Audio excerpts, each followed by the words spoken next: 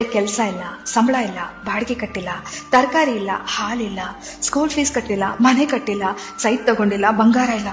ಅಬ್ಬಬ್ಬಾ, ಎಷ್ಟೆಲ್ಲ ಸಮಸ್ಯೆಗಳು ಅಲ್ವಾ? ಫ್ರೆಂಡು, ಒಂದ್ ಹೇಳ್ತೀನಿ, ನೆನ್ಪಿಟ್ಕೊಳ್ಳಿ. ನಮ್ಮ ದೇಹದ ಆರೋಗ್ಯ ಎಲ್ಲಿವರೆಗೂ ಚೆನ್ನಾಗಿರುತ್ತೋ ಅಲ್ಲಿವರೆಗೂ ನಮಗೆ 1000 ಸಮಸ್ಯೆಗಳಿರುತ್ತೆ. ಯಾವಾಗ ನಮ್ಮ ದೇಹದ ಆರೋಗ್ಯ ಕೆಡುತ್ತೋ ಆಗ ಉಳಿಯೋದು ಒಂದೇ ಸಮಸ್ಯೆ, ಅದು ಆರೋಗ್ಯ ಸಮಸ್ಯೆ. ಎಲ್ಲಾ ಸಮಸ್ಯೆಗಳನ್ನ ಎದುರಿಸೋಕೆ ಮೊದಲು ನಾವು ಚೆನ್ನಾಗಿರ್ಬೇಕು. ಊಟ ಇಲ್ಲದೆ, ನಿದ್ದೆ ಇಲ್ಲದೆ, ಎಲ್ಲದ್ರ ಬಗ್ಗೆ ಯೋಚನೆ ಮಾಡಿ ಆರೋಗ್ಯ ಕೆಟ್ಟಾಗ ಏನ್ ಪ್ರಯೋಜನ ಹೇಳಿ? ಇವತ್ತು ನಾವು ಚೆನ್ನಾಗಿದ್ದೀವಾ? ಕೈಕಾಲು ಚೆನ್ನಾಗಿದ್ದು ಹತ್ತೋಕೆ ಇಳಿಯೋಕೆ ಆಗ್ತಿದ್ಯಾ? ಖುಷಿ ಪಡಿ, ದೇವರಿಗೆ ಕೃತಜ್ಞತೆ ಹೇಳಿ. ಆಮೇಲೆ ನಿಧಾನವಾಗಿ ಕೂತು ಎಲ್ಲಾ ಸಮಸ್ಯೆ ಎದುರಿಸುವಿರಂತೆ.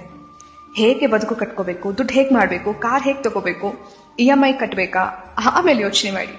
ಆದ್ರೆ ಅದೆಲ್ಲದಕ್ಕಿಂತ ಮುಖ್ಯವಾದದ್ದು ಸರಿಯಾದ ಊಟದ ಕ್ರಮ, ನಿದ್ದೆ, ವ್ಯಾಯಾಮ, ಮನಸ್ಸು ದೇಹನ ದೃಢವಾಗಿಟ್ಕೊಳ್ಳೋದು. ಯಾಕೆಂದ್ರೆ ಆರೋಗ್ಯ ಸರಿ ಇಲ್ಲ ಅಂದ್ಕೊಳ್ಳಿ, ನಾವು ಇದ್ಯಾವ್ದ್ರ ಬಗ್ಗೆನೂ ಯೋಚನೆ ಮಾಡಕ್ಕೆ ಹೋಗಲ್ಲ ಫ್ರೆಂಡು. ಮತ್ತೆ ಯಾವಾಗಪ್ಪ ಹುಷಾರಾಗ್ತೀನಿ, ಮೊದಲಿನ ತರ ಯಾವಾಗ ಆಗ್ತೀನಿ, ನನ್ ಕೆಲಸ ನಾನೇ ಯಾವಾಗ ಮಾಡ್ಕೋತೀನಿ, ಎಲ್ಲಾ ಕಡೆ ಯಾವಾಗ ಓಡಾಡ್ತೀನಿ, ಇಷ್ಟಪಟ್ಟಿದ್ ಯಾವಾಗ ತಿಂತೀನಿ ಅನ್ಸುತ್ತೆ. ನಿಮ್ಮ ಆರೋಗ್ಯವನ್ನ ಜೋಪಾನವಾಗಿ ನೋಡ್ಕೊಳ್ಳಿ. ನಿಮ್ಮ ದೇಹವನ್ನ ಪ್ರೀತಿಸಿ, ರಕ್ಷಿಸಿ, ಆರೈಕೆ ಮಾಡಿ. ಇವತ್ತು ನಿಮ್ಮ ನಿಯಂತ್ರಣದಲ್ಲಿರೋ ನಿಮ್ಮ ಆರೋಗ್ಯ ಎಷ್ಟು ಅಮೂಲ್ಯವಾಗಿದೆ ಎಂದು ಬೇಗ ಅರ್ಥ ಮಾಡ್ಕೊಳ್ಳಿ.